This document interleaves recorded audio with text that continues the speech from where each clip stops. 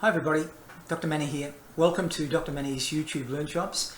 This session will go through pediatric procedural sedation. Now, this Learnshop is not dissimilar to the adult, but it pertains to pediatric patients that require procedural sedation. And as I mentioned in the other course, for those of you that haven't reviewed it, in the past, procedural sedation was referred to as conscious or moderate sedation. And in this Learnshop, you will review some of the fundamentals, especially the responsibilities of you as a patient advocate to provide patient safety for all patients receiving sedation medications during specific procedures. However, I would also like you to remember that when we review certain medications, the medication doses and regimes are generic. You have to be aware of what your organisational policy is for your specific patients, your age groups, your procedures, and who is accredited and credentialed in order to provide procedural sedation. The learning objectives for this session are to review the scope of practice, role and responsibilities, yours, patient assessment before, during and after procedures, the ASA Criteria, the MALLAMPATI airway classification, sedation assessment score tools and patient assessment tools, look at vital signs, common medication regimes, and nursing assessment diagnosis and interventions. If you want more detail, it's all out there on the internet. Or let me know and then I can do something specific for you. My objective here is to provide you with information to make sure that our patients are safe. Let's do our knowledge review. Which level of procedural sedation will a patient respond to normally with verbal stimulation? If they have no sedation, minimal sedation, moderate sedation, or deep sedation? And the answer is, it should be when they have moderate sedation. Under what level of procedural sedation might a patient have inadequate spontaneous respirations? They're not breathing properly. A, B, C, or D? Inadequate respirations would have to be deep sedation. What level of procedural sedation may a patient only respond purposely to verbal or tactile stimulation? No sedation, minimal sedation, moderate sedation, or deep sedation? Deep sedation.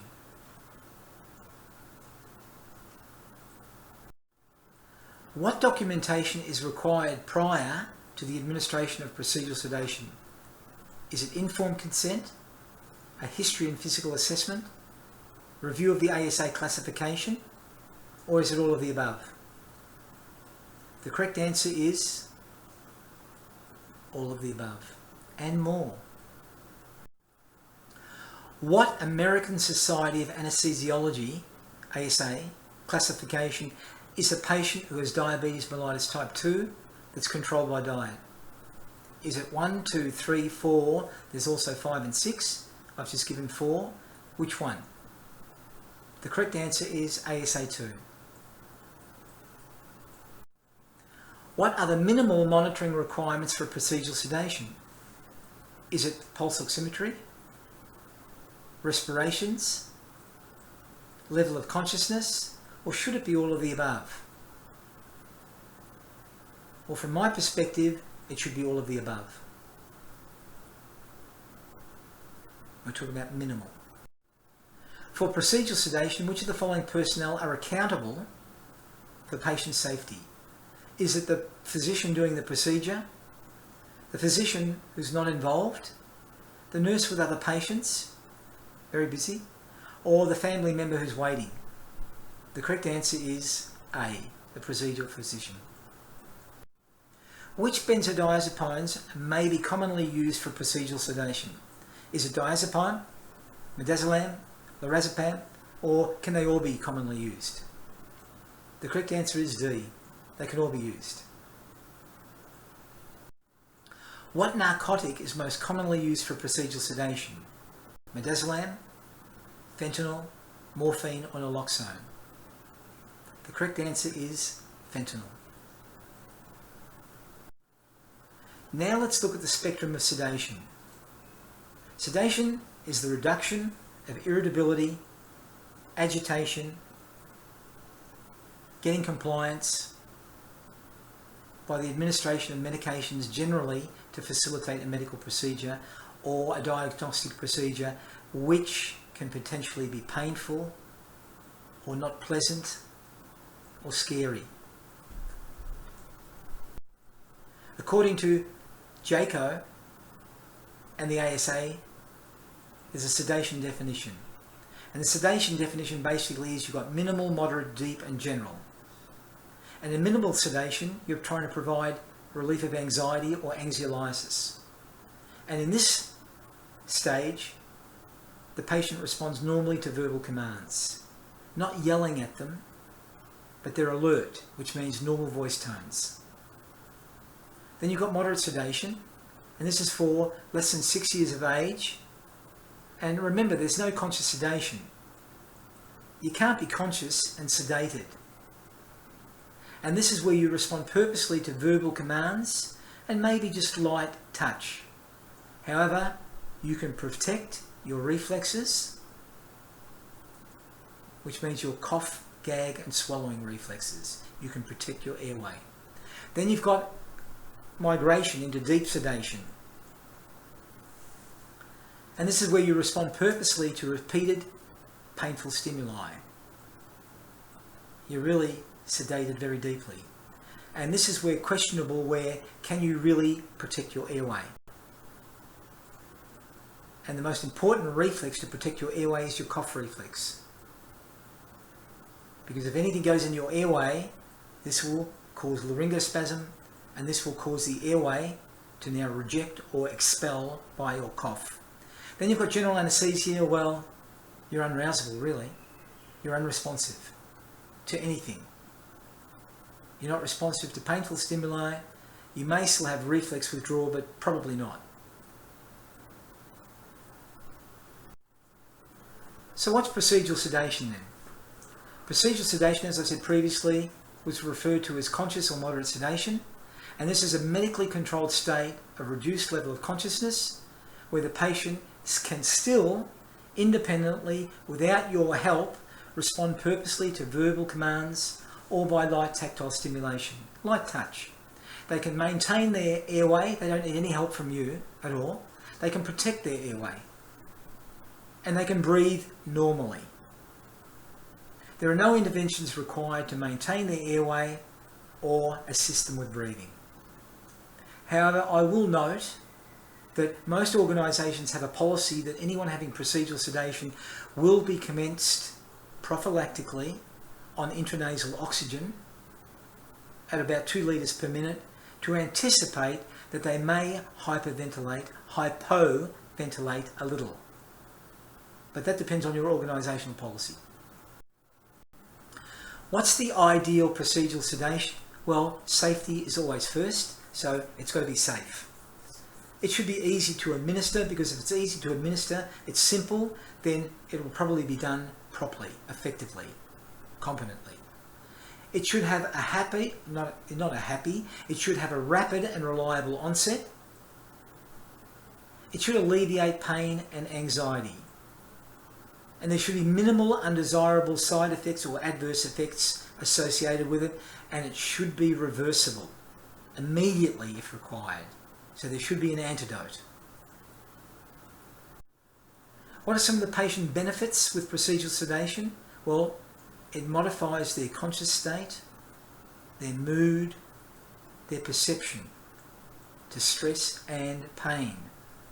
It maintains consciousness and will retain protective reflexes. As I said, cough, gag, swallowing.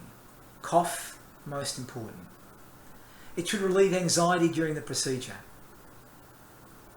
It should have a rapid onset of amnesia and after the procedure. They shouldn't remember what actually happened, especially if it was noxious or unpleasant. or painful. There should be a decreased psychological trauma associated with the procedure as a consequence of that. And there should be minimal variations in vital signs, which typically will be pulse, respirations, blood pressure, pulse oximetry, saturations, and pain. There should be safe and a prompt recovery on completion of the procedure. What are some of the unfavorable effects? Well, unfavorable effects are dealing with oversedation or undersedation, which can result in respiratory depression, respiratory failure, apnea, hopefully not, airway obstruction, hypotension, bradycardia. You could have arrhythmias and dysrhythmias, tachycardias. In the worst possible scenario, you might go into ventricular tachycardia or ventricular fibrillation. You may become nauseated and vomiting if you're the patient. And that's what you don't want. Especially here, if you're oversedated and you become nauseated and vomit, you could aspirate because you can't protect your airway. Or you could be undersedated because you're so anxious as a consequence of having the procedure that you may require more sedation, and having said that, you'll be oversedated. Oversedation or undersedation puts your patient at risk. Pre-procedural anxiety, you're stressed out about it. It's really stressful. And as a consequence of that, the doctor may order more sedation than really you should. Most sedation is ordered according to weight and age. If you're really anxious, then here the sedation may not be enough. And in some circumstances, the procedure may be delayed or prolonged or terminated altogether, depending on what the procedure is, because of pre-procedural anxiety. You don't want to put the child at risk. You can have obese children, and this can result in undersedation, because if they're lipophilic medications, which means the fat cells love them, then they can be absorbed very, very quickly and taken out of the circulation, and it can be undersedated. And the doctor may order more to provide sedation. However, soon after, the fat cells start releasing it into the circulation, bioavailability becomes more, and they can be oversedated. You can have a hepatic comorbidity where the liver isn't working properly. And as a consequence of that, clearance of the medication will be prolonged, oversedation. Or you can have a renal comorbidity, because remember, it's the liver that starts to eliminate and break down the metabolites of the medication in the first pass. In the second pass of the medication, it's the kidneys that excrete it. If your kidneys aren't working properly, then that's a problem as well, oversedation. What are some of the contraindications or the potential contraindications to receiving procedural sedation? Well, you could have a neurological problem, which could be a depressed level of consciousness, raised intracranial pressure. You could have a problem with your respiratory system, an abnormal airway. You could have a respiratory failure. You could have a chronic obstructive pulmonary problem. You can have an active respiratory tract infection. You can have sleep apnea syndrome. You can have congenital heart disease and cardiac failure. Now, when it comes to the contraindications, it depends on who's receiving them. So these can be absolute contraindications, which means absolutely under no circumstances will the patient receive moderate sedation. Or they can be relative, which means someone says, well, gee, maybe there's a contraindication. So for example, look, depressed level of consciousness. You may have an infant or a child that requires a procedure that requires procedural sedation. However, their level of consciousness is affected by something, which could be a medication that was taken or an illness, and the illness is now something that requires the intervention. Or they could have an abnormal airway. But the doctor anticipates that and probably consults with an anesthesiologist in relation to all these things, in relation to the respiratory system and the cardiovascular system. So it depends. Contraindications can be absolute or they can be relative.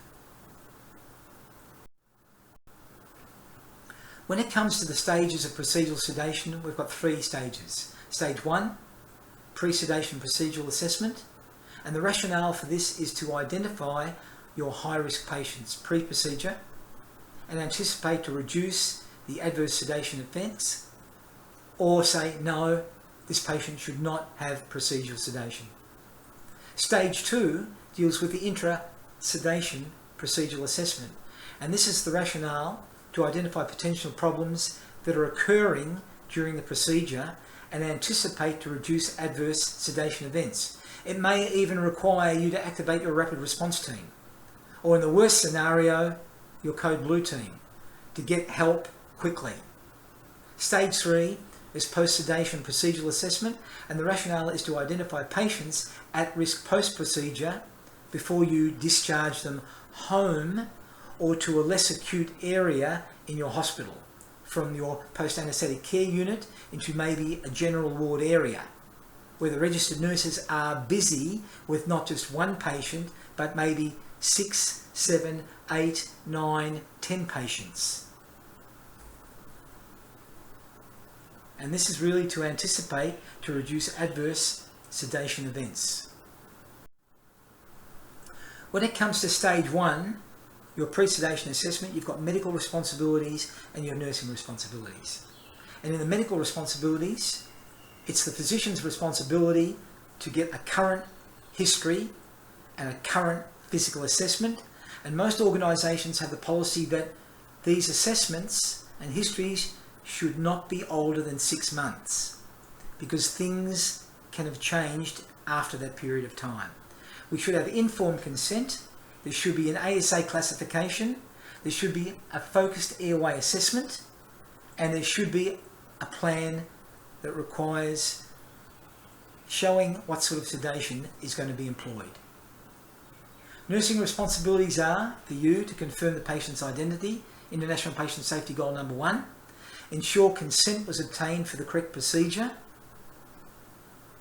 ensure that IV access is patent.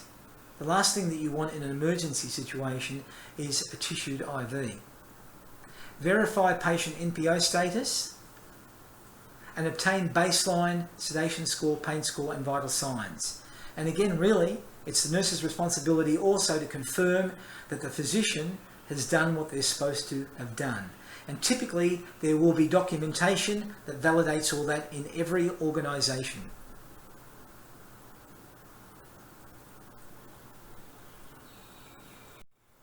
Then you've got the medical pre-assessment responsibilities which we mentioned, which we'll just review in a little bit more detail.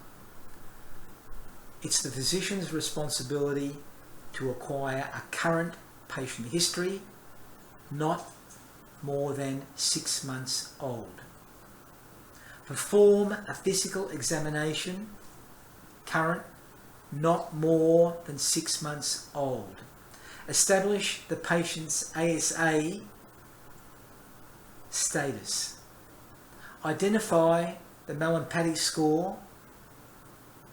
Consider anaesthetic consultation if they think they won't be able to look after the patient effectively, or the patient is too sick to have moderate, conscious or procedural sedation. State the sedation plan. Is it going to be minimal, moderate, deep, general anaesthetic? Obtain an informed consent.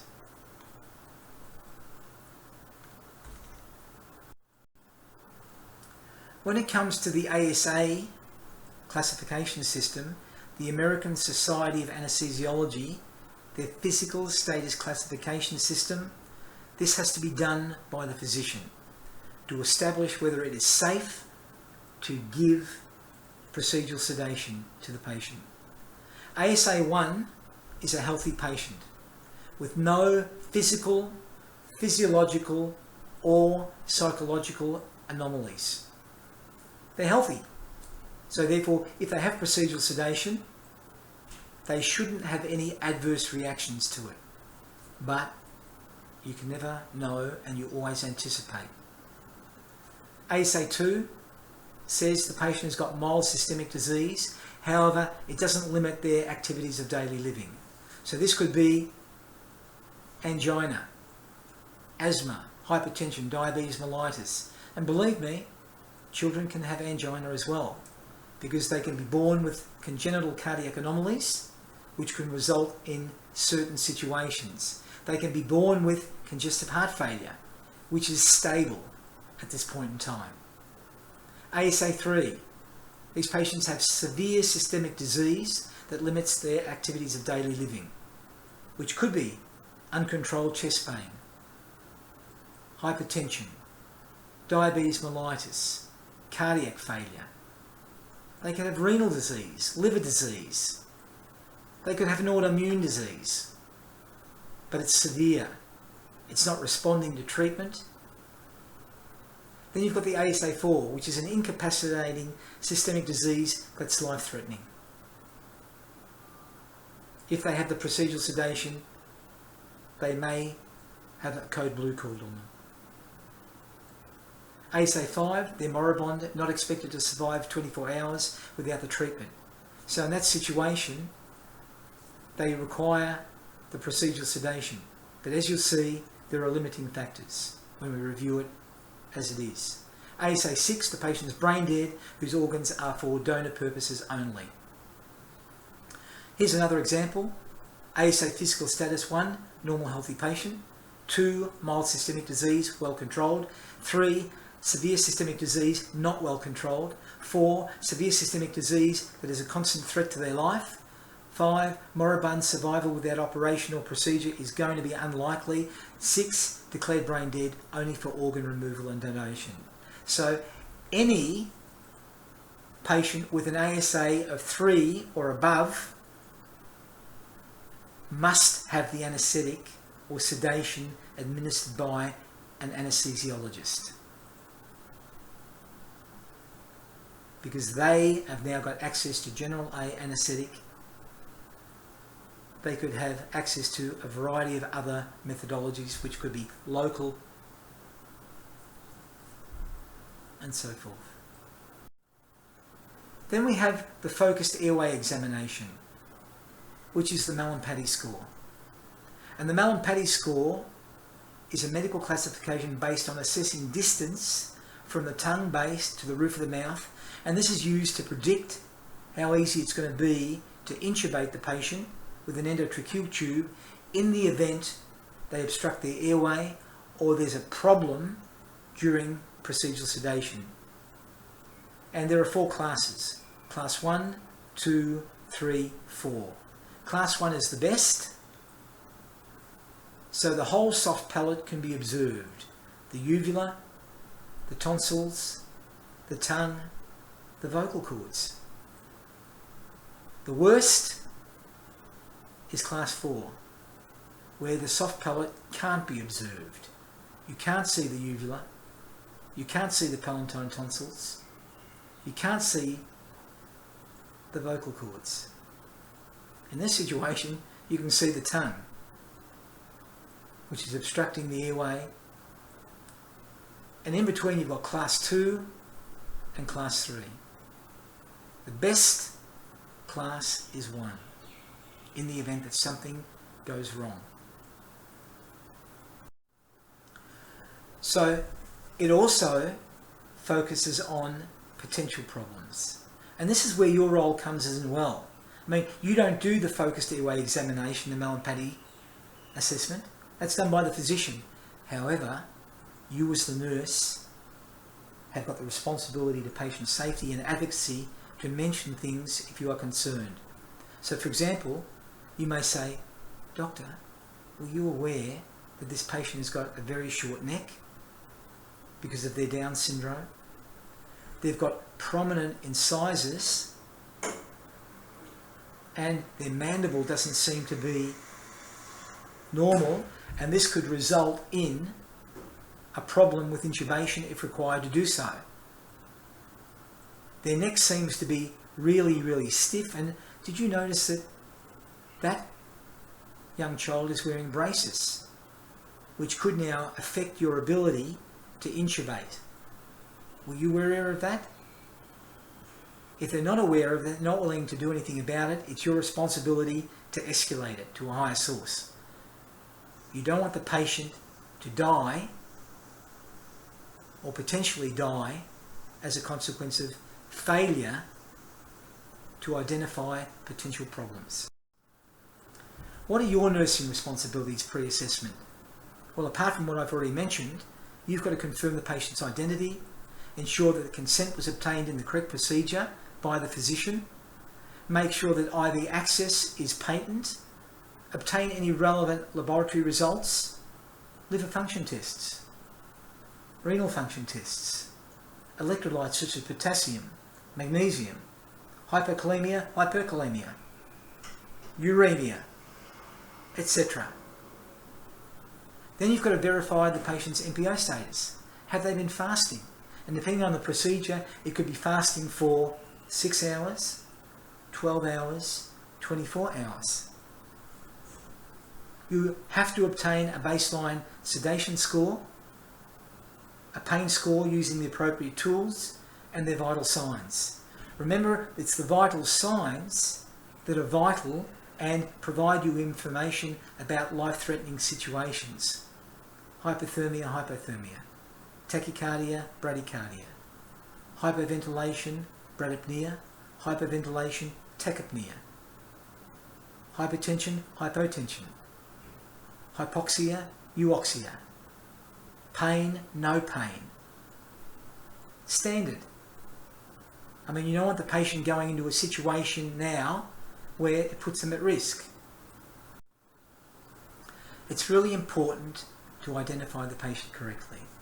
This is still one of the most common medical errors worldwide. It's International Patient Safety Goal number 1. Identify the patient correctly. Is the patient having the correct procedure? International Patient Safety Goal number 4.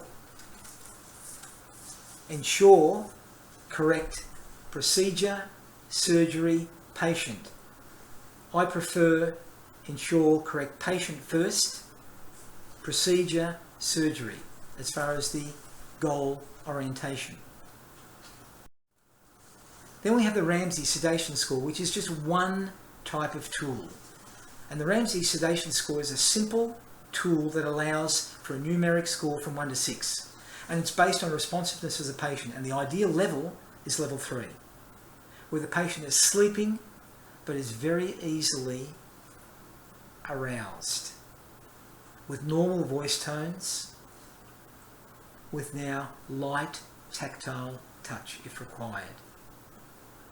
Anything above that or below that is potentially problematic. You don't want it going to level 2 or 1 because that will increase agitation. You don't want it going to level 4, 5, 6 because that's heading towards deep sedation, general anaesthesia. Then you've got the Richmond Agitation Sedation Scale. And look, these tools depend on your organisational policy, or you might recommend some of these tools if they aren't there already. And in the RAS system, it's -3, moderate sedation. And in this event, you've got movement of the eye opening to voice, but no eye contact. So basically, in this system here, the patient, here, little baby Manny, are you okay? And the baby will open its eyes, the infant will open its eyes, the child will open its eyes, the adolescent will open its eyes briefly and go back and close them without any eye contact at all. Same again, you don't want them going up or down. Then you've got pain scales, and I've just included some of them.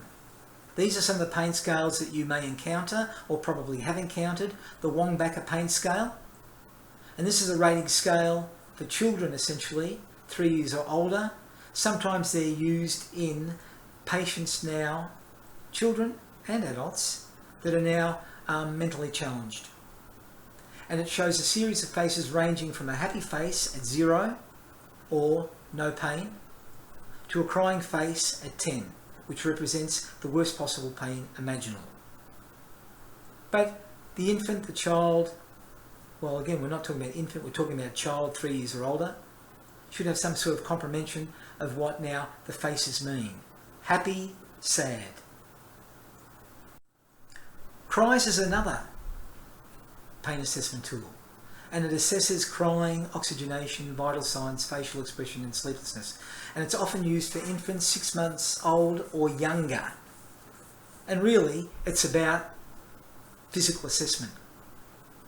And the assessment tool is based on observations and objective measurements. A score of less than 4 indicates non-pharmacological measures are indicated, or a score of greater than 4 indicates some sort of medication is required. Look, at a score of less than 4, it may just be you consoling the child, holding them, talking to them, being nice to them, tender loving care. A score of 4 probably means that those interventions are not going to help. So therefore they do require some sort of medication because they're inconsolable. Then you've got flac. Flac is a scale measurement tool that's used to assess pain for children between the ages of 2 months and 7 years. Physical assessment again. And it's essentially for children who are unable to communicate their pain because they're too young. I mean, look, gee, if you've got a 5-year-old, they can say, yeah, I've got pain. Yeah, I've got pain in my abdomen. Okay, they'll say pain in their stomach. Yeah, or they'll say they've got pain in their head. So it's essentially a physical assessment tool for children who are unable to communicate. And the scale is scored from 0 to 10, with 0 representing no pain, 10 the worst imaginable. And again, look, each of the 5 categories, face, legs, activity, cry, consolability, is scored from 0 to 2, which results in a total score from 0 to 10. 0 essentially means they're okay. 10 basically means they're in big trouble. Face, legs, activity, cry, consolability. And look, for those of you that aren't aware, face basically means, gee, when you look at someone's face, you can tell a lot about them. They're happy, they're sad, they're neutral. Legs, if you're moving your legs all the time, there may be something wrong. Often people with pain can't sit still. Or in the reverse continuum, patients with a lot of pain, or people with a lot of pain, they sit really, really still, they don't move. Because if they move, they'll get pain. Their activity, are they restless? Are they irritable? Are they really, really quiet and immobile? Are they crying? No crying? Typically, it should be okay. Crying, something's usually wrong. Consolability. Are you able to console them? Stop them from experiencing what they're experiencing by cuddling them, hugging them, holding them, talking to them, being nice to them, caring about them, providing tender loving care, so they can still have very severe pain, but because you're so nice to them and you're demonstrating caring like a mother to her baby. You can have a baby crying in pain because they've just had an injection, and you, the nurse holding them, doesn't console them. The mother comes along, picks up the kid, and the kid stops crying. That's consolability. However, in the reverse, if the mother comes along and picks up the kid and it continues to cry, it's non-consolable, then maybe they do have severe pain. Stage 2, intraprocedural monitoring. And this deals with all procedural sedation, and it has to be ordered by the privileged provider, who is also credentialed for specific procedures according to your organisational policy. The ordering providers are authorised to provide procedural sedation, and they're grouped as follows. It can be the person, provider, performing the procedure, which could be a doctor, an advanced practitioner, a registered nurse who's been credentialed in that specific procedure. It could be an anaesthetic provider, it could be a qualified nurse who is under the supervision of the physician, the qualified provider or the advanced practitioner nurse.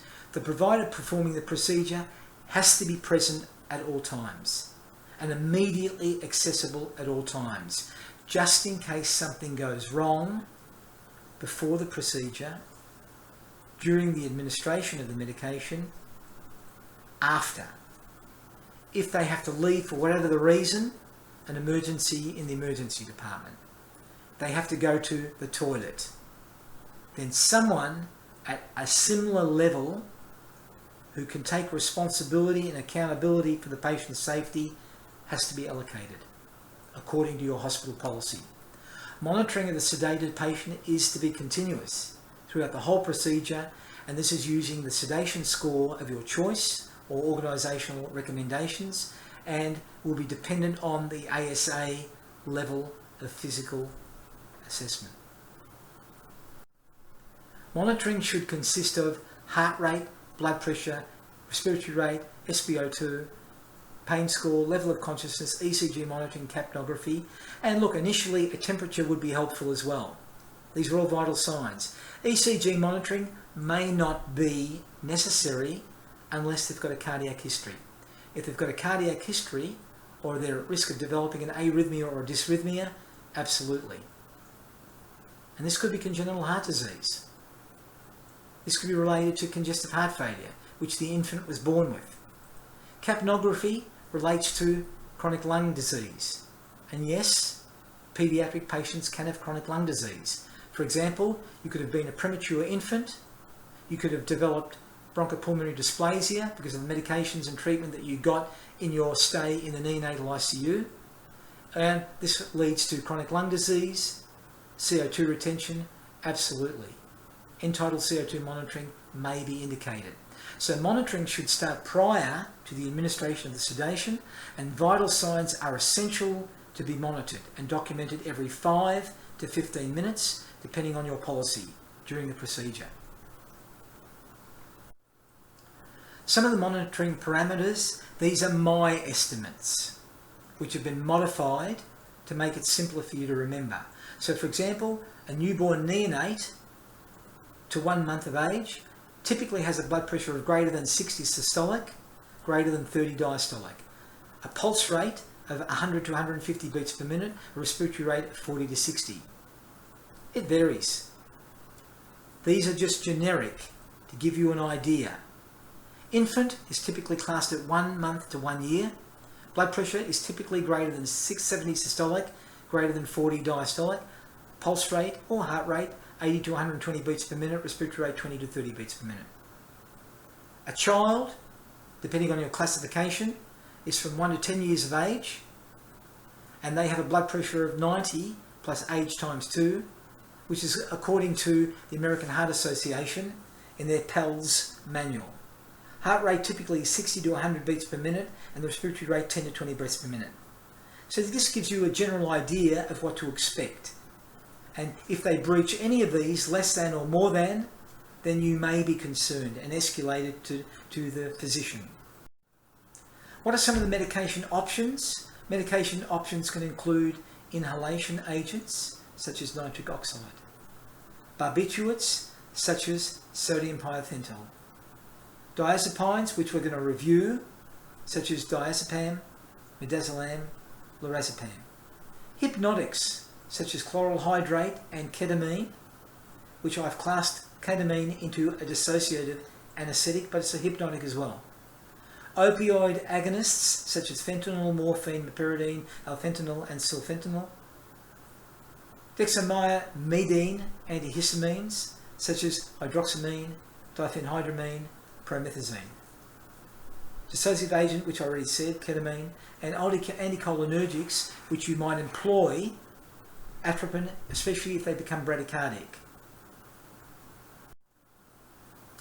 Administration routes, I'm only really going to briefly go over intravenous, intramuscular and intranasal, but these can include oral, rectal, topical, intranasal, inhalational, sublingual, subcutaneous, intramuscular, intravenous, intrathecal and transdermal. It depends on the medication your physician provider, and your patient. Each one has got a specific role in relation to the route. Benzodiazepines are essentially classed as being relatively safe medications. They're anxiolytics, relieve anxiety. They have a sedative effect, put you to sleep. They have an amnesic effect, which make you forget about how bad the procedure was. They could have an anticonvulsant effect here now, which is important because sometimes patients can develop seizures.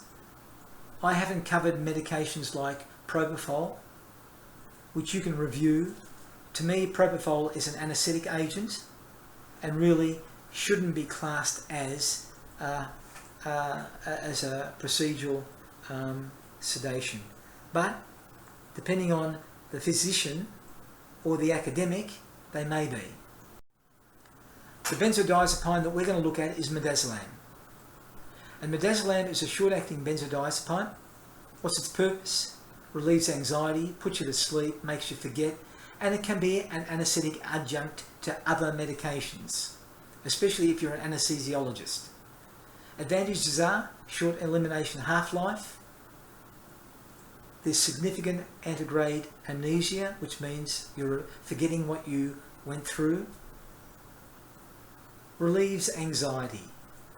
What are some of the adverse effects? Drowsiness, headache, nausea, vomiting. However, it does have minimal hemodynamic and respiratory effects, such as hypotension, such as respiratory depression. The dose, pre-procedure. Remember, you have an organisational policy. These are just overview recommendations, which most of the literature endorses. IV 0.05 to 0.1 milligrams per kg with a maximum dose of 0.4 milligrams per kg or 6 milligrams. It can be given intramuscularly, 0.1 to 0.2 milligrams, a higher dose, because again, bioavailability is less compared to intravenous. Oral, 0.25 to 0.5 milligrams per kg. Intranasal, 0.2 to 0.6 milligrams per kg per dose.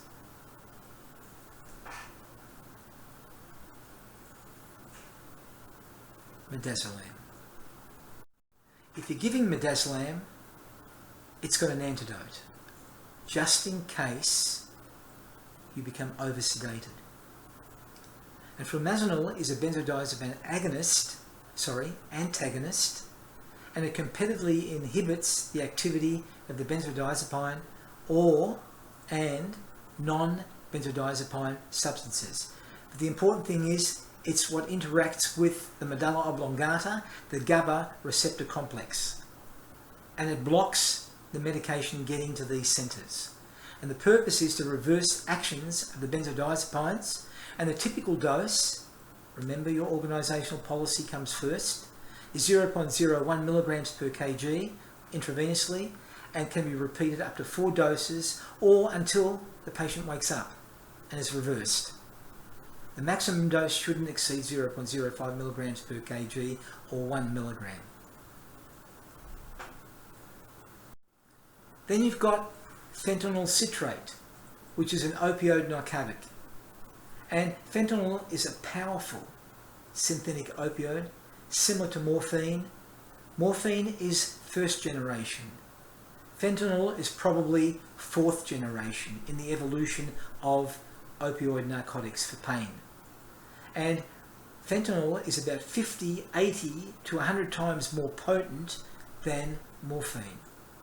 And it's used to treat patients with severe pain or manage pain during or after a surgery or a procedure. And the advantages are it makes you feel great. It's euphoric. It relieves anxiety and it's a very effective analgesia. Adverse effects are drowsiness, confusion, level of consciousness changes, such as unconsciousness, nausea can be a problem as well. Constipation can be a problem as well. So the pre-dose is typically 1 microgram per kg, and it can be repeated in 1 microgram per kg increments to a maximum dose of 4 micrograms per kg. However, let me reinforce, you will have an organisational policy which you must consider and follow, and the doctor who's ordering the medication. Fentanyl or any of the opioids, the narcotics, have an antidote, and naloxone, also known as Narcan, and numerous other trade names, is the opioid antagonist that's used to prevent or reverse the effects of the opioid overdose. And this can include, as I said, hypotension, respiratory depression, changes in the level of consciousness because of sedation. And the purpose of naloxone is to reverse the action of opioids. The typical dose is 0.1 milligram per kg, and if no response, you are allowed to repeat it every 2 to 3 minutes until you've got reversal or the effect that you want. The maximum dose should not exceed 2 milligrams because naloxone has got side effects as well, which I'm not going to go into. Then you've got hypnotics such as ketamine, and they're very effective for pediatric patients. Ketamine is essentially a short-acting dissociative anesthetic agent, which means if you have it, you aren't aware of reality. It blocks sensory perception and induces a trance-like or hypnotic state. What's its purpose? Analgesia, sedation, amnesic, and it can be used as an anesthetic adjunct for other types of procedures or forms of anesthesia. The advantages are it's got a short elimination half-life, as long as you've got normal kidney and liver function. There's significant antegrade amnesia, you forget what you went through, and that's important as a kid. If you're a kid and you remember everything that happened, you're never going to want to come back to that hospital, and every time someone mentions that hospital, you'll remember, you'll have flashbacks, and you'll be uncooperative. Adverse effects could include agitation, dysphoria, confusion, dizziness, drowsiness, hallucinations, lethargies, loss of consciousness, loss of coordination, and numbness. You can develop chest pain, tachycardia, bradycardia, hypertension, tachypnea. It does increase salivation.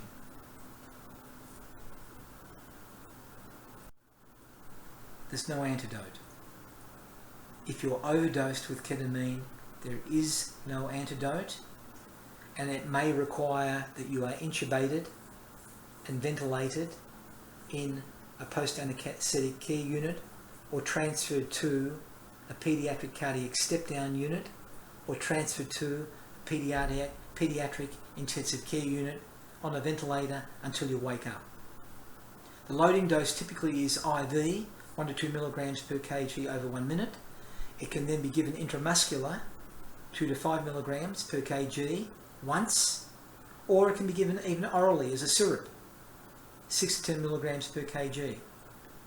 Maintenance intravenously is 0.25 to 1 milligram per kg every 10 to 15 minutes. But the dose, the maximum dose, should not exceed 0.5 milligrams per kg. A very effective medication. Hypnotics can also include chloral hydrate. And I've mentioned this even though chloral hydrate is not recommended and hasn't been recommended since about 2012, 9 years ago, by the Food and Drug Administration in the USA. And they discontinued it because chloral hydrate is a potentially problematic medication.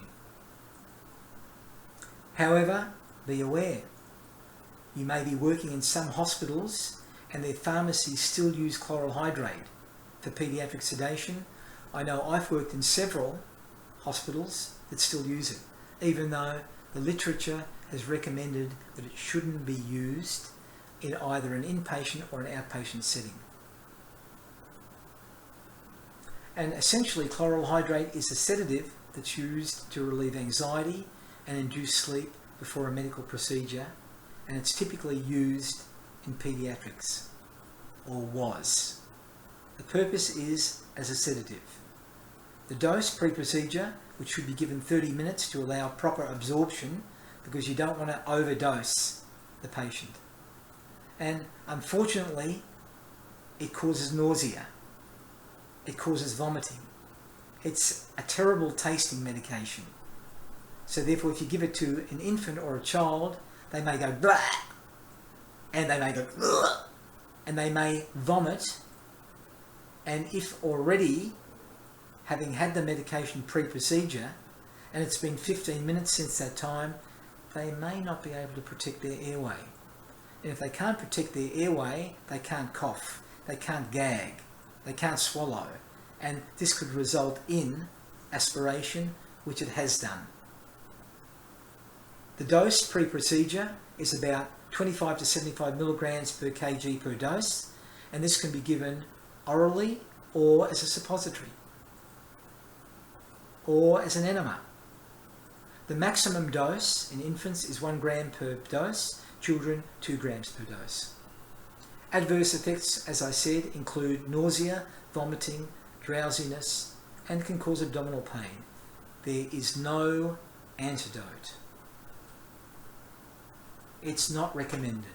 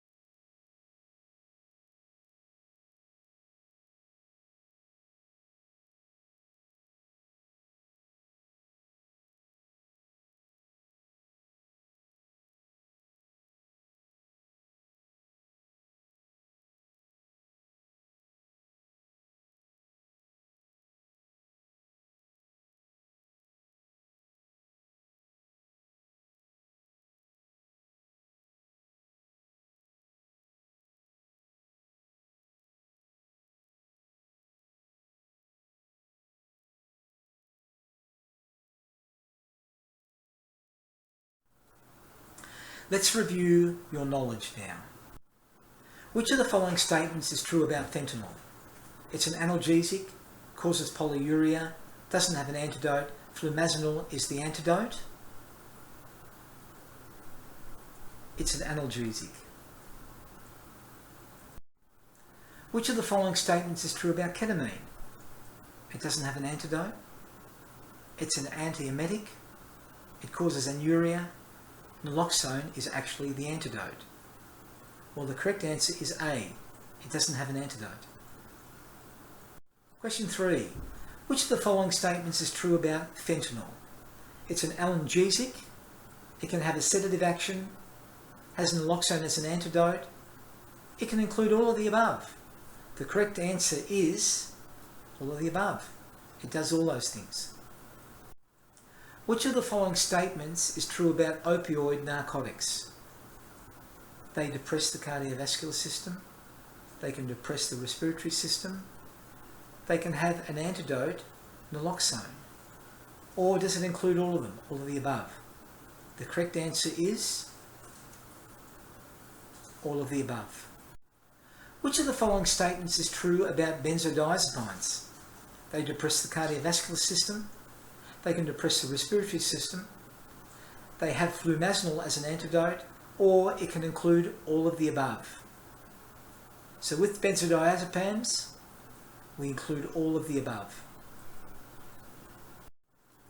Which of the following statements is true about medazolam then? It's an analgesic, pain reliever, causes polyuria, diuretic, does not have an antidote. Wait a minute. D, flumazenol is the antidote. Which one's correct? The correct answer is D, flumazenol is the antidote. Now let's conclude. Stage 3, post-sedation. What do we monitor and what do we assess? Well, during post-sedation monitoring, this will be specific to the patient and the type of procedure done. If it's a minor procedure, you'll have minor monitoring. If it's a major procedure with comorbidities, you may have more monitoring.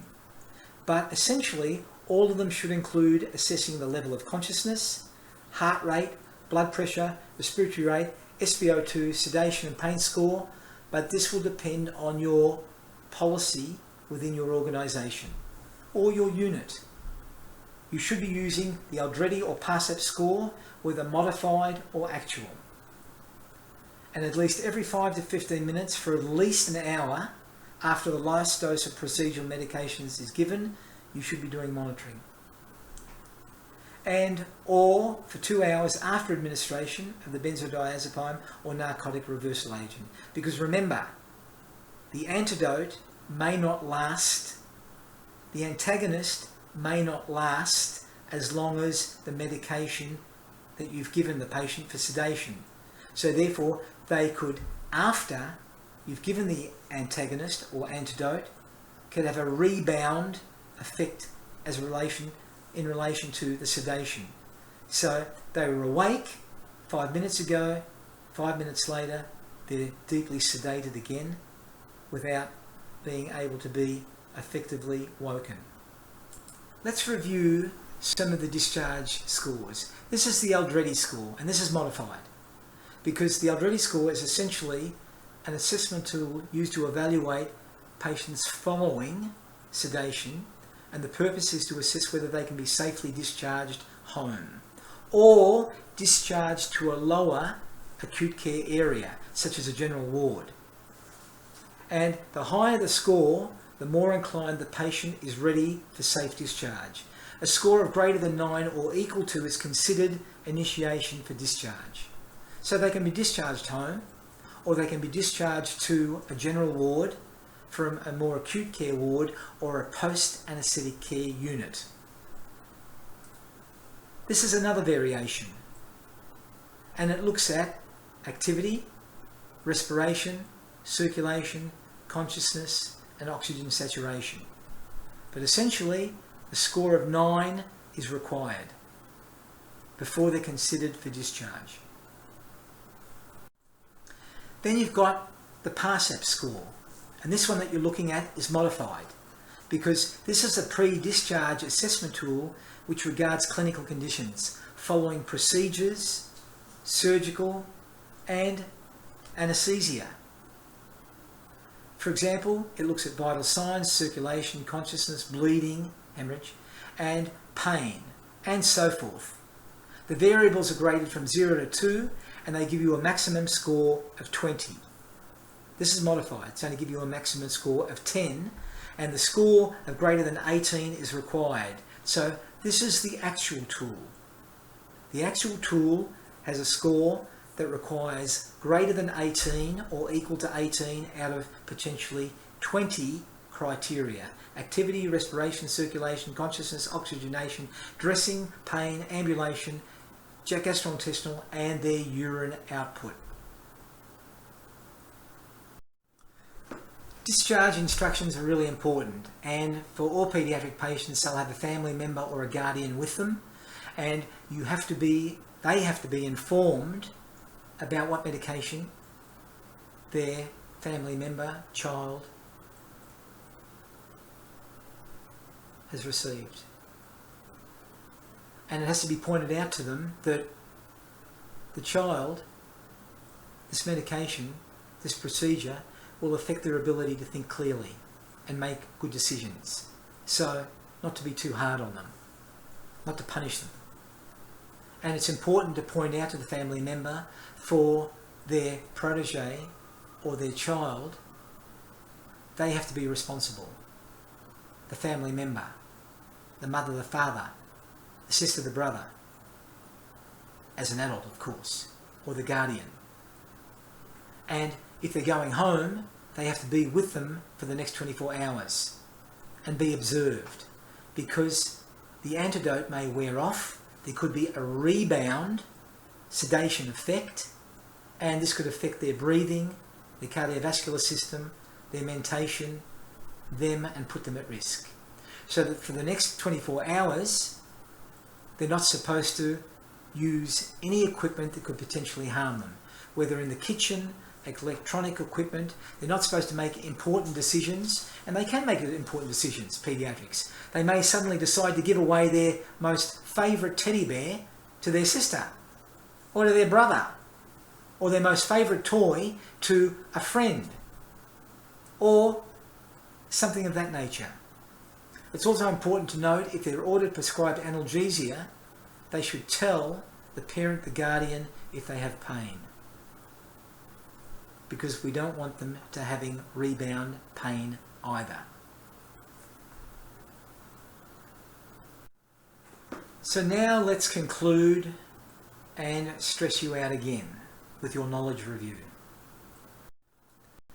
What antidote is used to reverse the effects of narcotics used in procedural sedation? Is it flumazenol, naloxone, hydromorphone, or oxycodone? The correct answer is naloxone.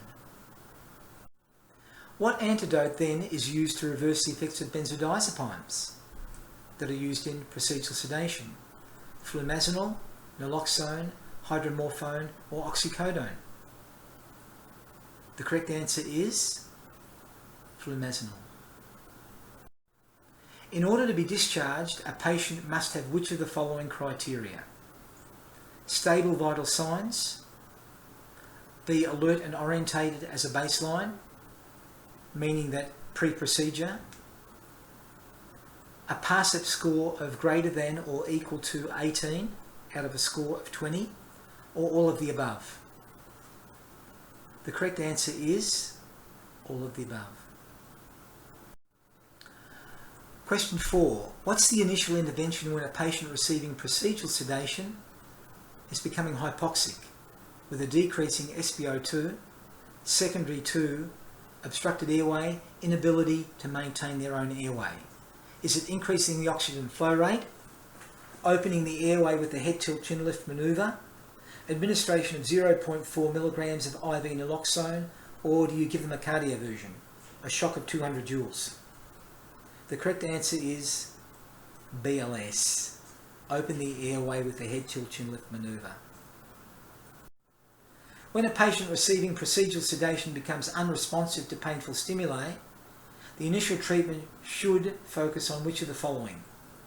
BLS and the reversal of the antidote, a bolus of IV fluid and vasopressors like epinephrine, oxygen administration, or intravenous 0.2 milligrams of flumazenol.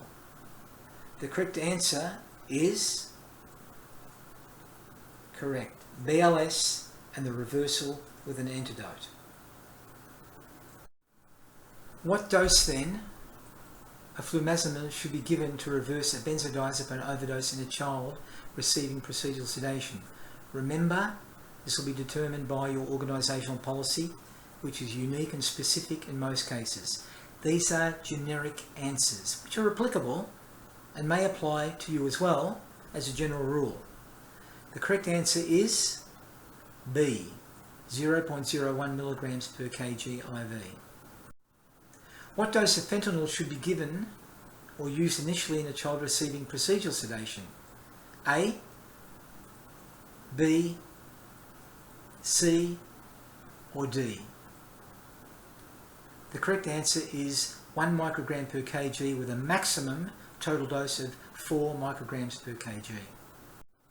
Which of the following are types of tools for assessing paediatric patients receiving procedural sedation?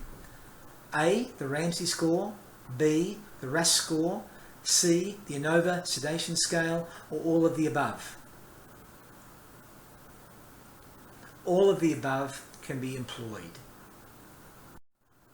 Which of the following are types of pain assessment tools that may be used for paediatric procedural sedation? The Wong-Baker faces, cries score, the flac scale, or all of the above? The correct answer is all of the above can be used. Then you've got 10. Which of the following medications and doses should be used initially to reverse the effects of narcotics? 1.2 milligrams of IV medazolam, 0.1 milligrams of IV naloxone, 1.8 milligrams of IV hydromorphone, or 0.2 milligrams of IV flumazenol? The correct answer is correct. 0.1 milligrams of IV naloxone. That comes to the end of this Learnshop for pediatrics and procedural sedation. If you've enjoyed it, if you've got anything out of it, please recommend it to your colleagues, because the primary objective here is to promote patient safety, patient advocacy, and now you can review some of the other Learnshops. Thank you, and see you next time.